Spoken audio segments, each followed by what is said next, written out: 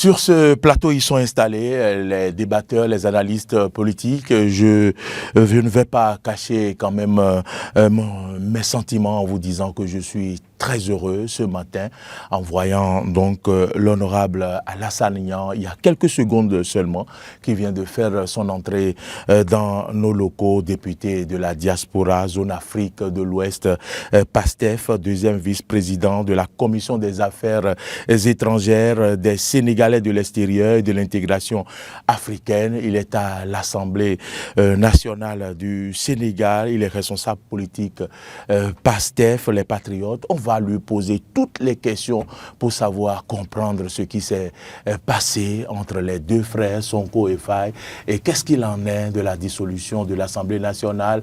Grand moment de télévision, grand moment de radio à partir de 9h.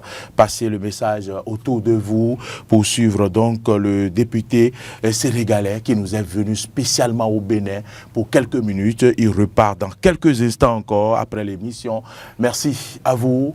Moïse Novillon, bonjour. Bonjour à Nomori Yagua, bonjour Seth Atemi, bonjour aux fidèles téléspectateurs, mais également aux auditeurs de Diaspora FM.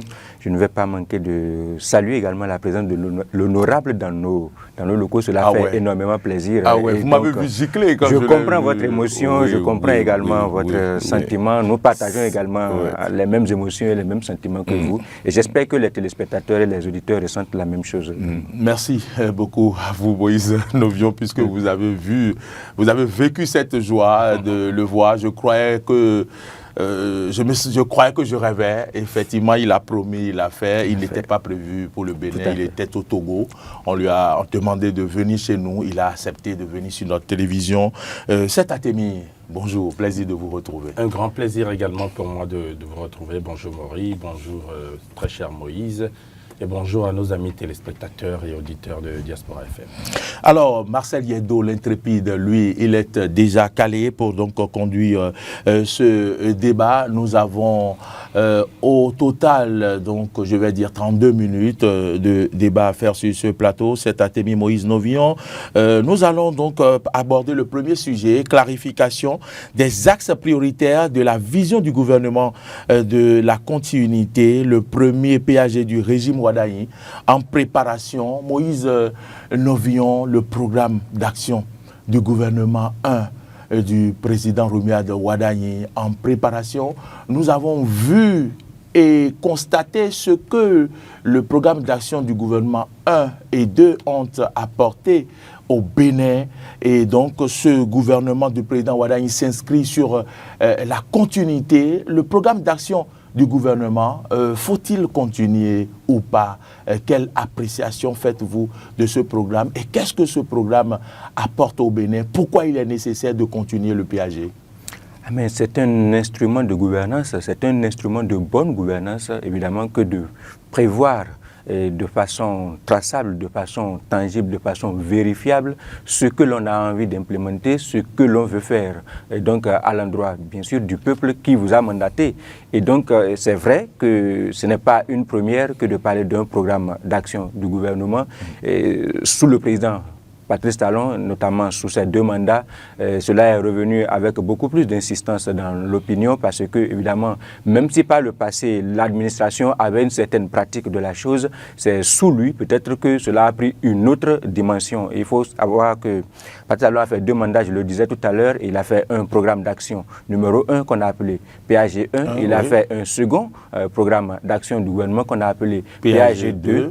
Et on espère, ou alors on s'attend à ce que ce soit le PAG 3, même si on ne va pas le dire d'emblée comme cela, parce que nous sommes dans un dispositif de continuité quand même.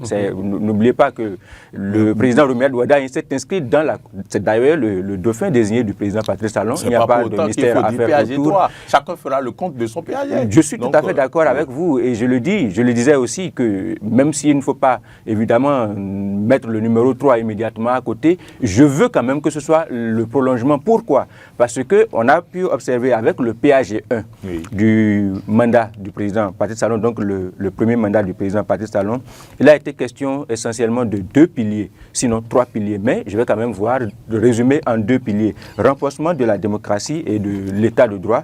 Vous avez pu observer à ce niveau-là, protection des libertés fondamentales, réforme au niveau de la justice, modernisation de l'administration. Cela n'a pas raté, cela n'a pas manqué. Évidemment, dès les premières heures de son accession au pouvoir, avant même de finir par valider le programme d'action du gouvernement, on a observé évidemment un président Patrice Talon très engagé sur les questions de réforme. On a vu les réformes au niveau institutionnel, les réformes politiques. On a vu les réformes également au niveau judiciaire, pour le dire d'emblée, comme je le dis pour la politique, au niveau judiciaire également, on a vu même la création, évidemment, de nouvelles structures, voilà, au niveau de la justice. On a appelé ça la justice d'exception, que les uns et les autres ont apprécié de long en large, ont même désavoué dans une certaine mesure. On ne va pas refaire toute l'histoire, on ne va pas recréer également des polémiques. On a vu les recettes que la CRIET, la Cour de répression des infractions économiques et du terrorisme, par exemple, a pu, voilà, les recettes que cette institution-là, ou alors cette justice qu'on a appelée justice d'exception, a pu apporter en bien comme en limite également. Et on a vu également le deuxième pilier essentiel, c'était la consolidation de la bonne gouvernance. On a vu également une sorte de gestion rigoureuse et de lutte surtout contre la corruption. C'est vrai. C'est un phénomène avec lequel on ne peut pas entièrement finir, mais nous avons quand même la possibilité de reconnaître au président Patrice Talon d'avoir quand même fait des efforts en cette matière et qu'évidemment, il y a eu un net recul en matière de grand banditisme, je l'appelle comme cela, parce que la corruption, elle peut être peut-être un tout petit peu élégante si c'est avec, je dis un tout petit peu. Je vous le concède, le concède. Si ça ne prend pas des proportions comme cela se passait à une certaine époque, sous le président Patrice Talon, je pense que les acteurs ont été quelque peu modérés dans la façon de faire d'une certaine manière ou bien d'une autre. Donc on a eu évidemment une amélioration également dans la gestion des finances publiques. Il faut avoir le courage de l'admettre aussi. Et on a eu une sorte de renforcement de la décentralisation et de la diplomatie au service du développement. Vous avez vu tous les glissements qu'il y a eu, par exemple, entre le ministère des Affaires étrangères et le ministère de l'économie et des Finances. À une certaine époque, il y a des attributions qui étaient dévolues au ministère des Affaires étrangères qu'on a ramenées au niveau du ministère des Affaires économiques et des Affaires économique, bien sûr, pardon, au niveau du ministère des Finances, j'y arrive. Voilà. Et donc, pour pouvoir évidemment optimiser voilà, un certain nombre d'actions, voilà, un certain nombre d'actions qui doivent permettre à ce que évidemment le pays puisse avoir un autre, connaître une autre dimension, un autre rayonnement en matière, bien sûr, de diplomatie, mais surtout tirer profit de ce qu'il y a lieu de faire. Quand on vient dans le second versant du mandat du président Patrice Talon, c'est-à-dire entre 2021 et 2026, il y a eu, c'est pourquoi je parlais de PAG3 tout à l'heure, vous allez voir la suite dans les idées, il y a eu une sorte d'accélération. Le premier pilier d'ailleurs, c'était en cette matière, c'était la transformation structurelle de l'économie. Donc, il y a eu une sorte d'accélération du développement social et économique du Bénin. Et donc, vous avez vu des réformes institutionnelles, des réformes majeures, des piliers pour transformer et restructurer tout ce qu'on avait comme architecture politique, architecture administrative. On est arrivé maintenant à l'accélération. Ce qui veut dire qu'on a eu le temps, en fait, de poser les fondations et on a pu progresser. Sur les fondations, maintenant, on a commencé par poser les bâtiments. Et donc, il y a eu une sorte d'accélération du développement social et économique. Personne ne peut contester cela aujourd'hui au Bénin. Il y a eu également la transformation ou alors le renforcement de la démocratie et de la gouvernance. On n'a pas eu besoin, entre 2021 et 2026, de devoir, par exemple, retourner à l'Assemblée nationale pour proposer une réforme du système partisan.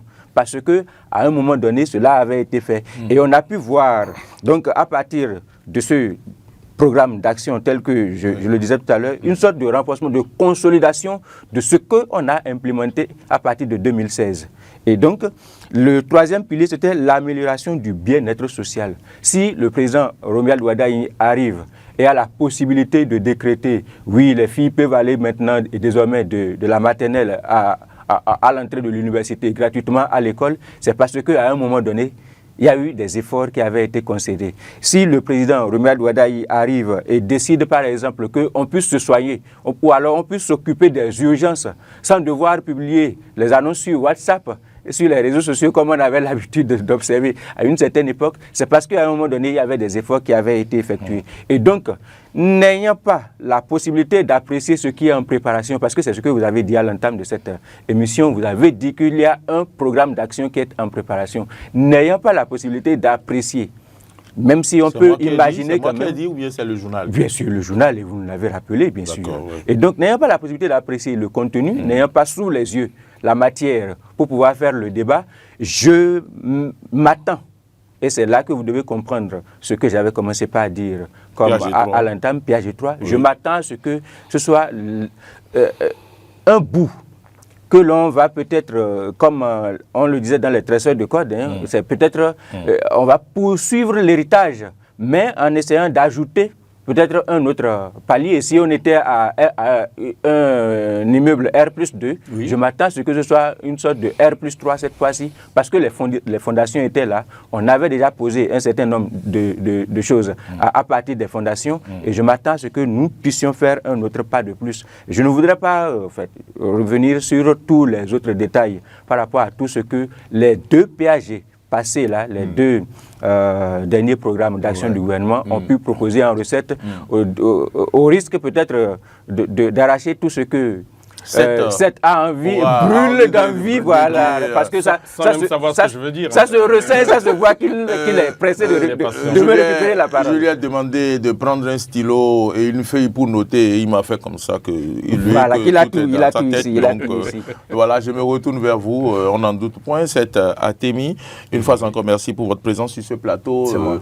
Le PAG, nous avons vu comment ce programme d'action du gouvernement initié, mis en place par le gouvernement Talon 1 a métamorphosé le Bénin. Ce n'est pas que Cotonou, le PAG. Et donc, on voit que le président Romuald Wadayi est dans la continuité et également prépare le PAG 1. Et c'est pour dire donc que ces gouvernements successifs sont engagés à donc développer le Bénin. Les choses désormais se font autrement. Et les choses se font de la façon dont elles devraient se faire depuis, en fait. Parce que initier un programme d'action du gouvernement, c'est une méthodologie totalement scientifique. Donc, que de pouvoir définir les axes sur lesquels on doit travailler et savoir qu'à tel moment, il faut faire ci, à tel autre moment, il faut faire ça. Et que chaque personne, au niveau de chaque entité, ministère, département, institution, etc., puisse savoir ce qu'il y a à faire pour que la dynamique puisse continuer à avancer, de sorte à ce que la pente ou le boulevard de développement que nous avons entamé depuis bien d'années puisse continuer à être arpenté, de sorte à ce que nous puissions parvenir aux idéaux que nous nous sommes fixés. Nous sommes dans une dynamique où on parle de 2060 et un monde de splendeur. Oui, nous allons y parvenir, mais pour y parvenir, il faut continuer à pouvoir travailler de façon méthodique, de façon méthodologique, de sorte à ce que les choses puissent continuer à avancer. Vous avez vu avec moi, j'étais plutôt très heureux de voir Moïse Novignon présenter toutes les avancées, tout ce que les PAG 1 et 2 du président Patrice Talon nous a permis d'avoir comme acquis et comme bénéfice dans notre pays.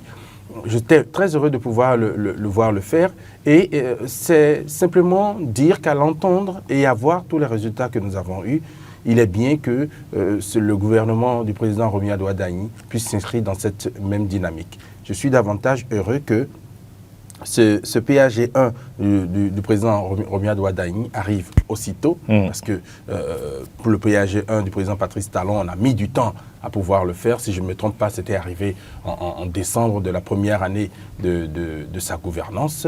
Et là maintenant, nous ne sommes qu'en août et on nous dit déjà que les choses sont en très grande préparation.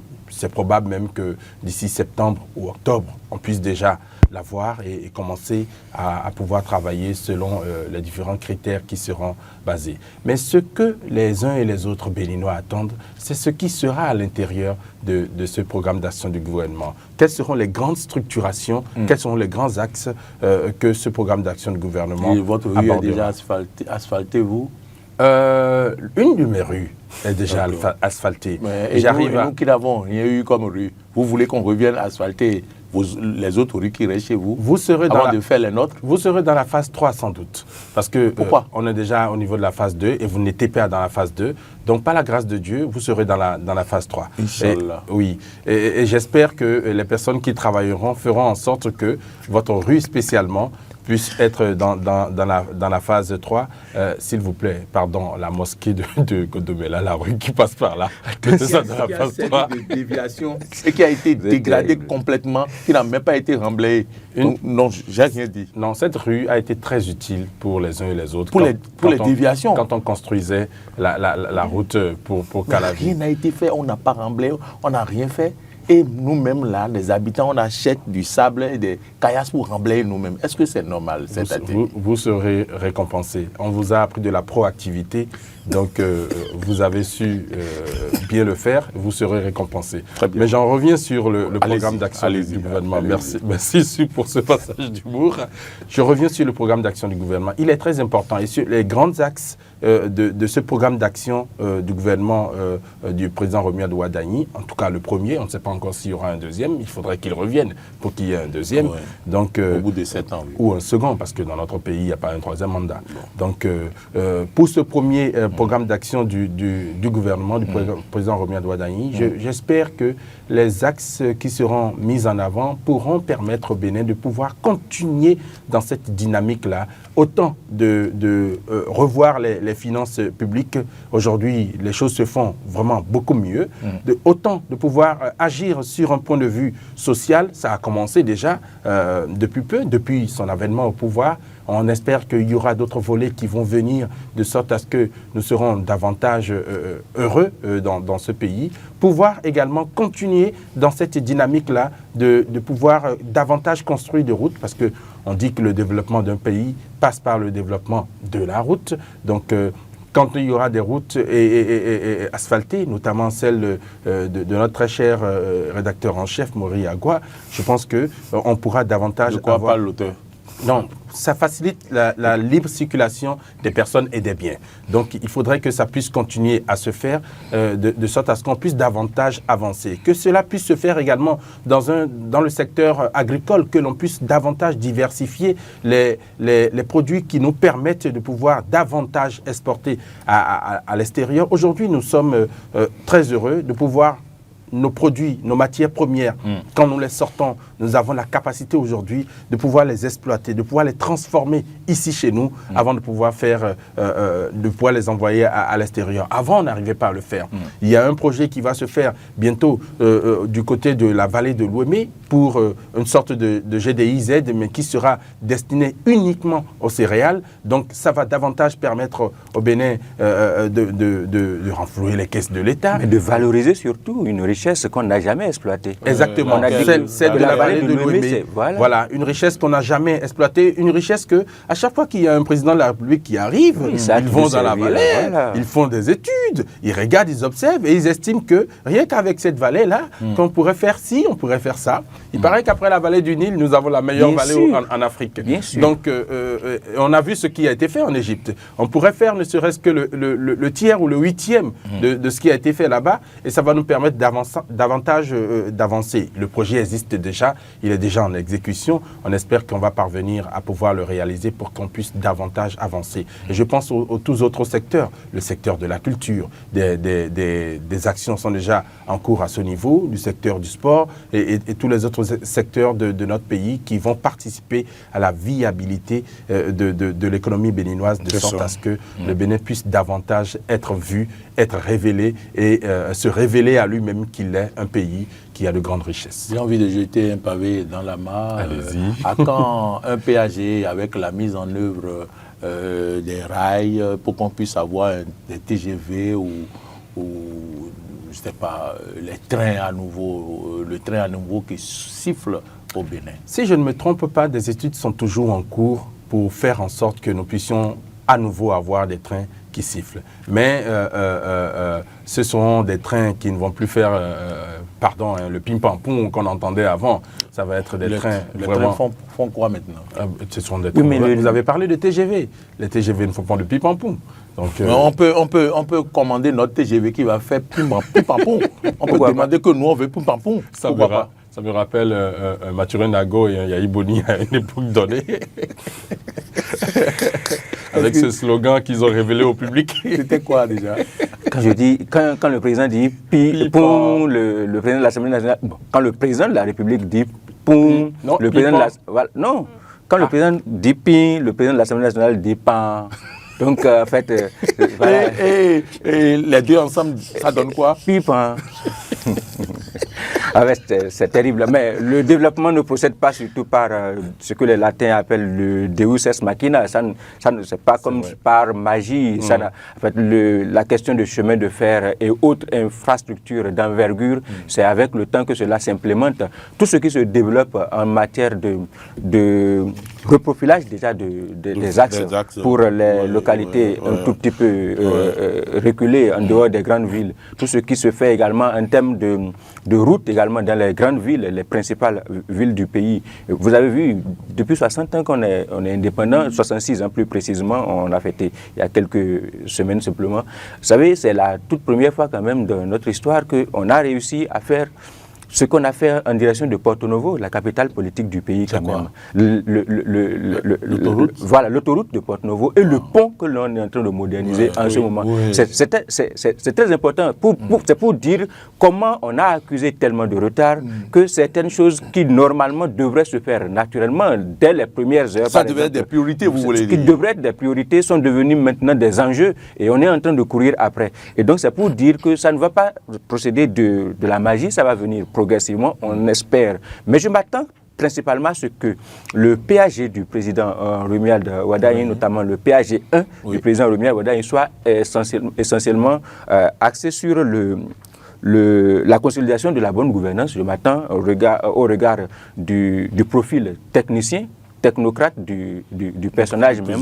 On l'a déjà vu quand même aux affaires, on sait de quoi il est capable en termes de réflexion, de capacité également, de rigueur dans la gestion et dans la conduite de certaines affaires de la République. Donc je m'attends à ce qu'il y ait consolidation de la bonne gouvernance. Je m'attends également à ce qu'il y ait surtout valorisation du capital humain. Vous avez déjà commencé par en voir les prémices, vous voyez les actions à l'endroit surtout des couches les plus vulnérables. Le président Wardani, dès bien sûr sa prise de fonction en mai, a commencé dès les premières semaines, ou pour ne pas dire les premiers jours, à montrer des signes de ce qu'il veut être au service des couches les plus défavorisées, à travers une batterie de décisions et d'actions à l'endroit de cette population-là. Donc je m'attends à ce que, évidemment, dans son programme, dans son plan de développement du pays, qu'il puisse avoir un gros volume sur ce plan. Et d'ailleurs, il y a des raisons, c'est pourquoi je parlais de PAG 3 tout à l'heure, même si vous n'étiez pas d'accord avec moi.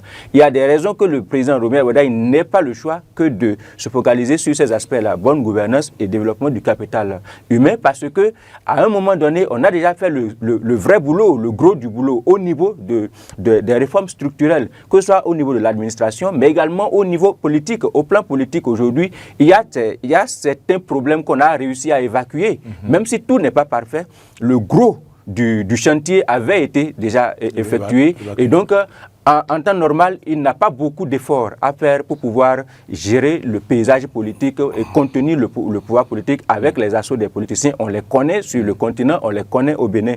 Aujourd'hui, on a une institution comme le Sénat, par exemple, qui arrive à la rescousse et qui va permettre d'atténuer un tout petit peu les soubresauts qui, parfois et pendant longtemps, n'ont pas permis à ce que l'on puisse, ou alors l'exécutif puisse mobiliser toute l'énergie consacrée aux questions de développement, aux questions de développement du capital humain. Et donc, c'est les deux piliers essentiels que moi, je vois venir, sur lesquels je vois le président Romuald Wardani s'appesantir, voilà, s'appesantir le plus, au-delà de tous les autres aspects, etc. Développement, ceux qui ont besoin de rue vont avoir de rue, c'est sûr que ça va venir. Un jour, le Red Chef va avoir sa route et va pouvoir venir ici avec plus de tranquillité, avec plus de sérénité aussi. Donc, j'espère que nous allons pouvoir continuer sur de cette façon, la lancée. très indexant, hein. C'est juste que j'ai rendu compte quand même.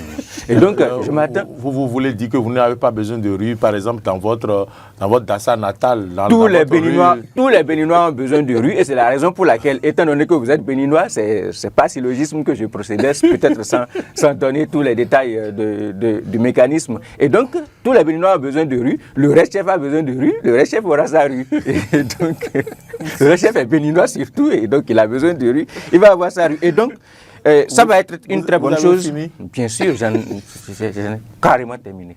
Voilà. Donc, je m'attends à ce que davantage, bien sûr, on puisse se tourner vers les pauvres, vers les plus nécessiteux, et que, évidemment, tous, on puisse se sentir concernés par ce que la République est en train d'offrir.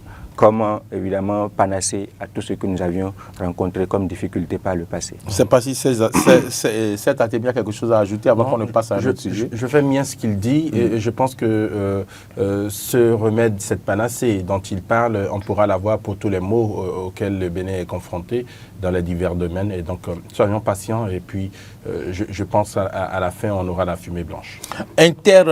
Interchangeabilité commerciale des bouteilles de gaz, plus d'un an après la réforme au point mort. La réforme au point mort, qu'ils vous souviennent que les Béninois avaient applaudi il y a un an quand on disait, quand on nous annonçait le fait qu'on pouvait interchanger les bouteilles entre stations, que ce soit l'un ou l'autre, tel promoteur de gaz peut prendre l'autre bouteille de l'autre promoteur. Mais après, comme le dit l'opinion aujourd'hui, rien n'a bougé. La réforme au point mort. Les Béninois attendent toujours, puisque ça nous avantage tous.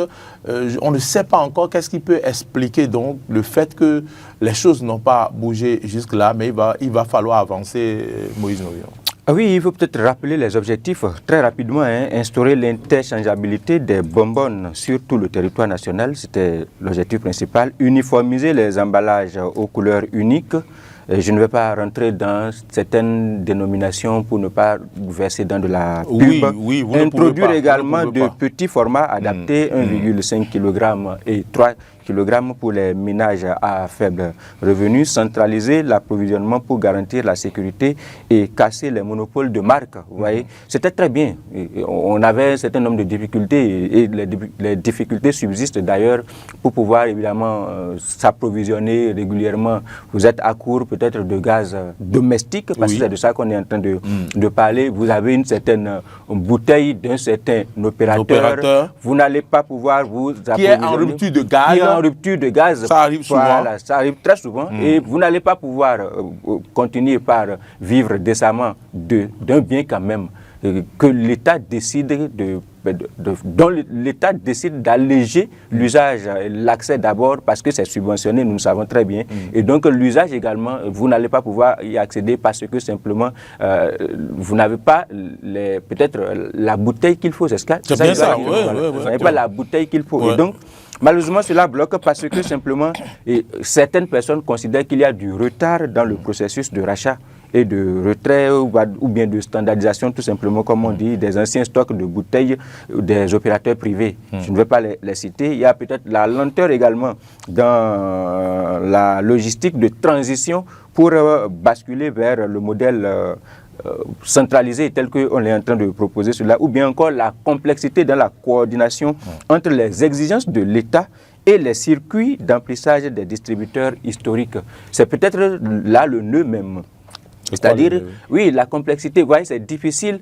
Les gens avaient déjà une certaine pratique et une certaine habitude. Vous voyez, c'est un peu comme ça a été le cas avec les questions de monnaie, monnaie usagée, monnaie. à agent gâté. Vous voyez, pendant longtemps, on a dû empiler décrets, arrêter, on a dû interdire, lancer, avant que maintenant cela nous donne l'impression de vouloir prendre. Parce que, évidemment, à un moment donné, l'État a décidé de taper du poing sur la table. Les députés, ils sont allés de leur stratégie. Oui. Et cela a commencé par prendre. Je pense qu'il va falloir en arriver là, parce que c'est complexe quand même d'un certain point de vue. Les marques n'ont pas disparu. Les sociétés, c'est différentes sociétés qui sont dans la commercialisation, donc surtout parmi les sociétés vedettes. Et les marques sont toujours restées avec les habitudes des populations. Et donc, c'est vrai, c'est une chose que de décider au sommet de l'État, mais c'est une autre chose que de réussir à l'implémenter sur le terrain, alors que parfois, même quand on décide par exemple d'unifier, et on le sait, c'est un conseil des ministres d'ailleurs que l'on sort les coûts pour certains produits, notamment les produits pétroliers, entre autres.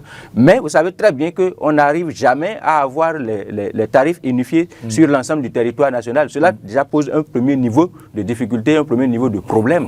Étant donné que les sociétés vedettes qui font la distribution sur le territoire, non seulement ne sont pas en un point unique, ils doivent par exemple déplacer certains de leurs produits de Cotonou vers Ndati Tengou, ils ont dû forcément dépenser des ressources pour pouvoir faire le convoyage. Et donc cela est déjà d'un point de vue difficile de distribuer là-bas, mais ce n'est pas un seul opérateur également qui est en train de faire la distribution. Oui. Et donc parfois, il y a de petites variations que le consommateur final doit pouvoir peut-être supporter.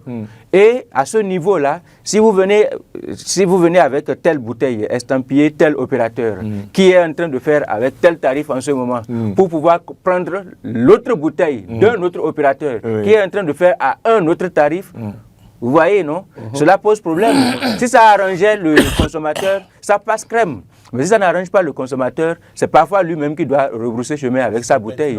Voilà, donc il y a quelques problèmes, je pense que... Qui n'ont pas pu... voilà, il faut réussir à harmoniser un certain nombre de choses avant de pouvoir réussir à imposer, à implémenter une telle réforme que je salue quand même, hein, c'est une très belle réforme. Je ne sais pas, c'est moi ma lecture ça. Je peux être dans l'erreur ou alors je peux avoir des limites n'ayant peut-être pas tous les éléments techniques d'appréciation. Je prends le bout de votre lecture. Cette atémie, quand même, on pourrait expliquer aux populations qu'il pourrait arriver ces genres de différences pour que la population accepte la chose, pour qu'on avance. Oui, mais à mon avis, il ne devrait pas avoir de différence. Parce que les coûts sont fixés au niveau de l'État et les coûts sont fixés par rapport au volume en fait des bouteilles, parce que les bouteilles varient d'un volume à un autre. Moïse l'expliquait tout à l'heure. Et si on peut faire en sorte que, autant pour l'opérateur X que pour l'opérateur Y, que ça puisse être le même coût, on ne devrait pas avoir à expliquer cela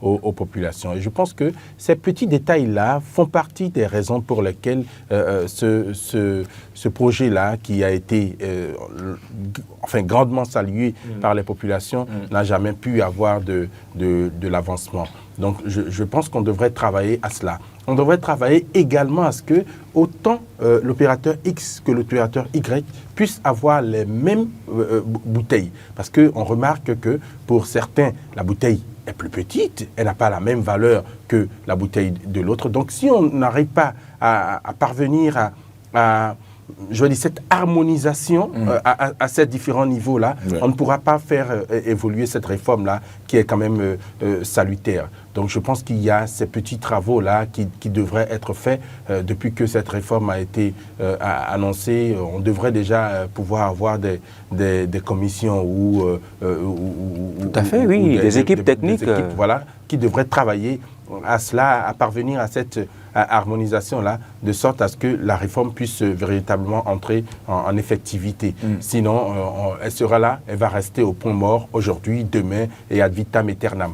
Donc, il faudrait quand même qu'on puisse travailler à ce que cela puisse être corrigé. Et au-delà de tout ça, il faudrait également que l'État puisse avoir une bonne discussion avec tous les opérateurs qui sont dans le système aujourd'hui. Je crois que, si je ne me trompe pas, on en compte trois au max, oui, dans notre pays.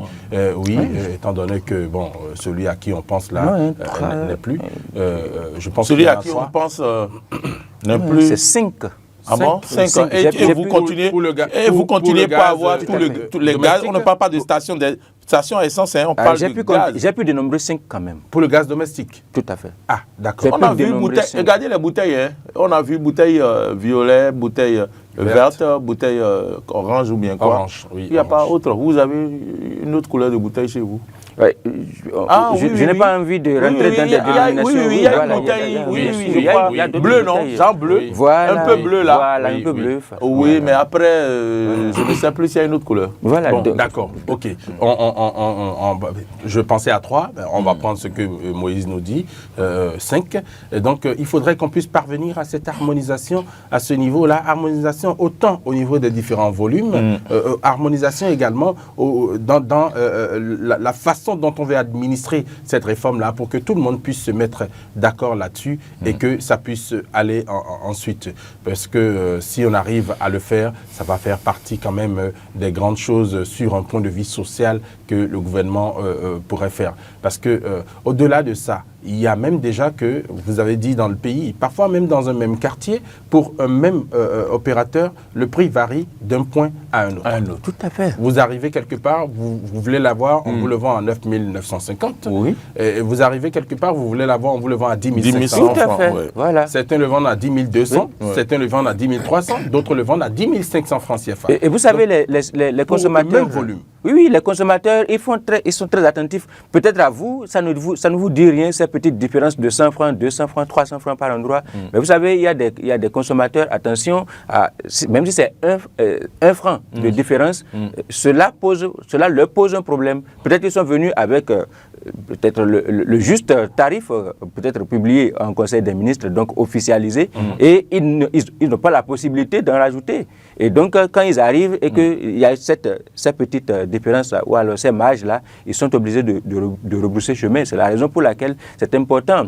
C'est vrai, quand on l'écoute, il n'y a que 100 francs, 200 francs de différence. Mais attention, 100 francs, 200 francs de différence, on n'est pas logé à la même enseigne. Et donc, il faut comprendre qu'il y a nécessité de réussir à véritablement harmoniser déjà au niveau des coûts, au niveau des tarifs, avant de pouvoir envisager que l'on puisse évidemment passer avec efficacité la réforme. Est-ce qu'il va falloir faire cette bataille où il faut fixer rigoureusement les prix avec les contrôles qui vont suivre d'abord et avant même maintenant de passer à l'harmonisation ou à cet échange de bouteilles? Je pense que malheureusement il va falloir faire cette bataille parce que de façon rigoureuse les prix sont déjà fixés. Oui, mais nous parlons de différence de prix d'une rue à l'autre. Oui, donc, il va falloir... Même à l'intérieur de la même ville, de façon rigoureuse, les prix sont fixés. En Conseil des ministres, vous l'avez dit tout à l'heure. Le problème, c'est qu'ils ne sont pas respectés. Donc, la rigueur doit venir à ce niveau-là. Un peu comme ils font pour passer au niveau des stations à essence, et vérifier si les pistolets ne sont pas truqués. Exactement. Il y a des stations qui sont champions en ça, hein. Est-ce qu'ils servent exactement ce qui doit être servi? Et voilà, surtout si ça marche pour l'essence, normalement ça doit marcher pour les gaz. Il connaît toutes les stations qui sont champions en ça. Je connais. Il les connaît. Et quand j'arrive sur les stations, je dis votre station est champion en trucage de pistolet. Je vais vous chialer. Donc il faut vraiment faire ce travail-là et dépêcher des équipes qui vont aller au niveau des distributeurs, parce que de toute façon, les distributeurs, ils sont connus. La plupart du temps, ils ont un agrément pour pouvoir être distributeurs. Donc, il faut aller pour pouvoir faire en sorte que ce qui a été prévu par l'État puisse être respecté. Et comme ça, la population se sentira davantage heureuse. Parce qu'au final, la personne qui est grugée, ceux qui sont grugés, ce sont les pauvres citoyens qui se trouvent dans leur maison, qui ont leur pain quotidien à force de travaux, de dur labeur. Et cette petite pitance-là, vous devrez aller chez Baïnan et pour acheter une bouteille de gaz qui est vendue normalement à 9 950 francs. Et puis, elle dit qu'elle ne le vend qu'à 10 300 francs. Et si vous ne voulez pas, vous laissez. Voilà que vous êtes en rupture de gaz et vous devez faire à manger aux enfants. Exactement. Donc ça, c'est la réalité. C'est compliqué. Ce sont des réalités qui se vivent sur le terrain. Et parfois même, vous avez une telle bouteille, et ça c'est pour finir, vous avez une telle bouteille, vous allez à la station pour pouvoir vous en procurer. On vous dit que la bouteille de cet opérateur-là, le gaz, il n'y en a pas. mais vous n'avez pas la possibilité de pouvoir prendre l'autre juste parce que vous avez une bouteille qui n'a pas la même couleur. À moins que vous rachetez complètement la bouteille entièrement. Et son contenu. Exactement. Et ça, ce n'est pas bien. Il faudrait qu'on puisse... Je connais des gens qui ont toutes les couleurs de bouteille. Hein. Waouh. Oui. Moi, j'en ai que deux. Toutes les couleurs de bouteille. Bon, vous en avez 2 au moins. Donc, ça veut dire que vous n'êtes pas loin de ceux-là qui ont 3. Pas contrariance. Voilà.